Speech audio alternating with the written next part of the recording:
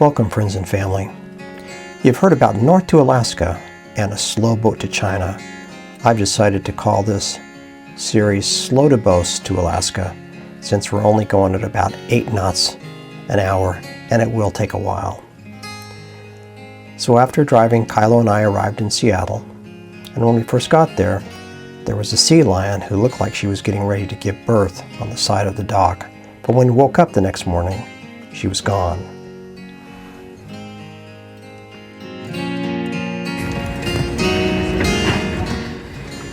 After much ado, we got the boat ready and left on Saturday morning. My son and granddaughter came down to show us off. This is just a quick picture of the boat as I did my final walk around. My son later posted this short video on YouTube of Captain Grandma and us leaving the dock. Captain Grandma.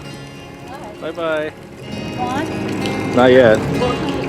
Well, today is day number 1 of our trip. We just left Seattle and we're heading towards Alaska at about 7 knots, which is about 8 miles an hour. And in just a second, I'm going to turn the time over to the captain to give you a quick route briefing as to where we're going to go.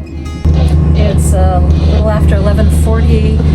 We just left Elliott Bay Harbor, which is in Seattle, and we're on our way now north to a place called Langley, and it's the South Whidbey Marina. I don't know how many of you are familiar with Whidbey Island, but this is a little map. This is our route actually today. I'll show you. We come out of here, head north, and then this is the lower part of Whidbey Island. We're going to swing around inside of it and come up to that point right there. Not too long of a day, just 4 hours. We're hoping that everybody, including the dogs, do well. We already had one escapee this morning. Rhea has figured out how to walk along the outside edge of the boat, and she does it whenever she can. So we've got to come up with a better method to keep her contained. Here's a little bit better view as we leave Elliott Bay Marina in Seattle. We're going due north, almost parallel to the freeway. You can see Payne Field over to your right, where the Boeing planes are made. We come to the very bottom of Whidbey Island, heading up to our small anchorage for the night, called Langley.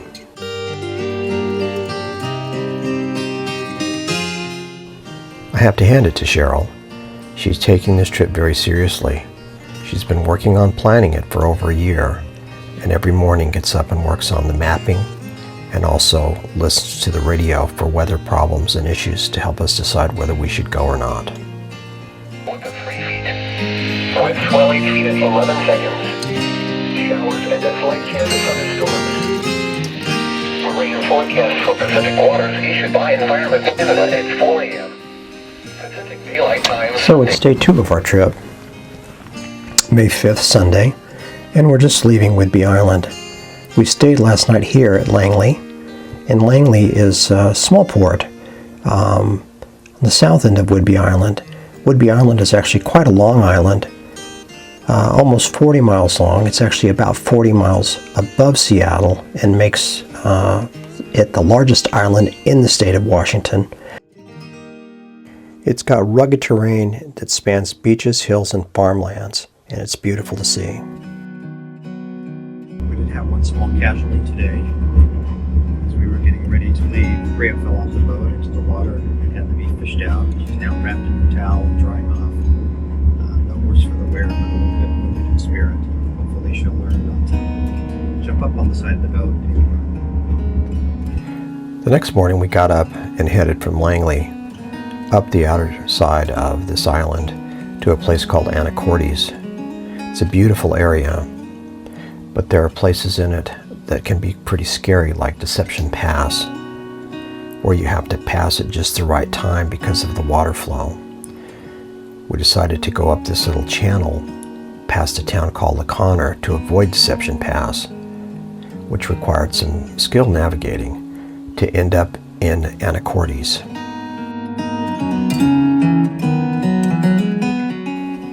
While underway, we have some pretty interesting equipment on the boat to help us navigate. This is our route plotter that shows us going at 7.8 miles per hour.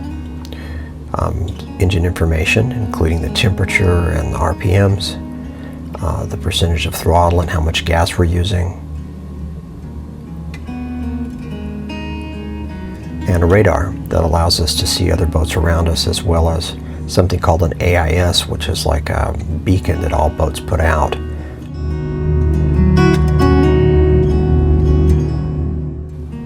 Anacortes is a really picturesque city located in Skagit County, Washington. It's known for stunning views of the Puget Sound and the San Juan Islands. It's a popular destination for outdoor enthusiasts and has hiking, kayaking, whale watching, and a town rich with heritage, with landmarks like the Anacortes Museum and Maritime Heritage Center. The area around Anacortes has fields with beautiful tulips and daffodils. It's also a working harbor with many fishing boats and is a gateway to the San Juans with a hub for ferry traffic.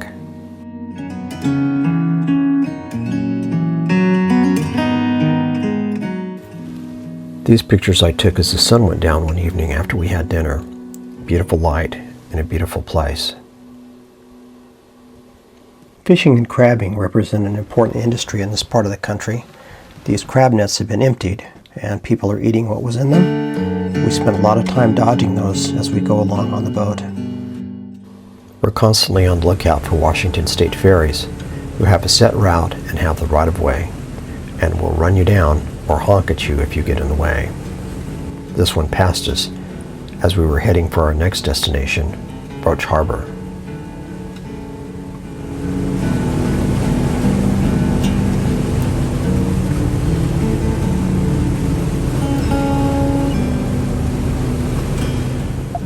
The largest island in the San Juan Islands is called San Juan Island, and it has two areas on it. One called Friday Harbor and the other one called Roche Harbor. Roche Harbor is one of my absolute very favorite places to go. It's a historic resort located at the top of San Juan Island, which is renowned for a picturesque marina, beautiful sunset, and upscale amenities, including really big slips and things. It was originally a company town for Roche Harbor Lime and Cement Company in the 19th century. There's some great history to this area.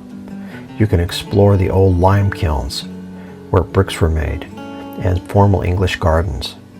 John Wayne used to come over on his refurbished World War II minesweeper called the Wild Goose with Clint Eastwood and stay at this hotel called the Hotel Del Haro. The marina is a hub for boaters, and the area offers some beautiful opportunities for kayaking and hiking and whale watching. Great 4th of July fireworks. And one time Casey and I landed in our small plane up there, and people sat in chairs on the side of the runway rating all the pilots' landings from 1 to 10. It was quite an experience. Good morning. It is Wednesday, May 8th, and we are getting ready to depart Roche Harbor, which is on the top of San Juan Island. Today is the day that we're going to cross over the Canadian border, so this is where we are right now currently. We come out of the top of San Juan Island, and we will head across the water below Satellite Island, and then if you see this red line right here, this is the boundary between the United States and Canada. So we turn north at the end of Satellite Island and go up across the border and come into this harbor right here, which is Bedwell Harbor, which has a customs office then we get to talk to them. And then we'll stay at a place called Poets Marina, which is a very lovely little place. So that's the plan for today. About an hour and 20-minute journey, not too long. Poets Cove turned out to be a beautiful place. It has a great little spa, a restaurant, and a hotel, which is open year-round. You might say we enjoyed the wildlife, especially the birds, some of us more than others. Hi. Kylo, come on.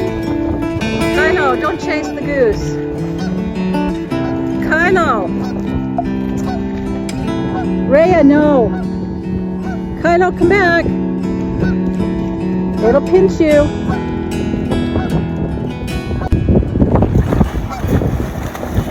So much for clean dogs. It looks like Highland maple goose like coop. You get an idea of what it's like traveling with these two monsters. Morning. Today we have a very short passage we're making. It's only 2 hours. We're leaving Bedwell Harbor and going to Ganges. And one of the reasons why we are just doing these, why we're kind of dawdling right now, is we're waiting for a weather passage to cross through the Strait of Georgia. So after Ganges, the next day we're going to take about a 3-hour trip and go up to a little place called Silva, which sits on the edge of the eastern side of all the islands off of Vancouver Island. And from there, if everything looks good, Sunday we'll cross over the Strait of Georgia. That's it. One of the things you take for granted when you live in a big city is access to transportation and things. In order to get anything in the islands, it has to be flown in or boated in. This is a harbor air taxi taking off from a place where we stayed on Saturday night. It's pretty interesting thinking about being on little planes like this, getting in and out. It's also quite expensive, over $400 for that flight from this harbor to Seattle downtown.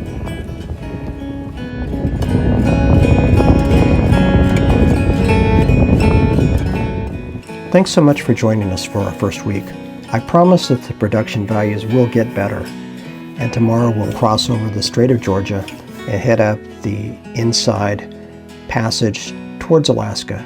Join us for our adventures. Tell us what kind of things you'd like to see, and we'll try to get pictures for you.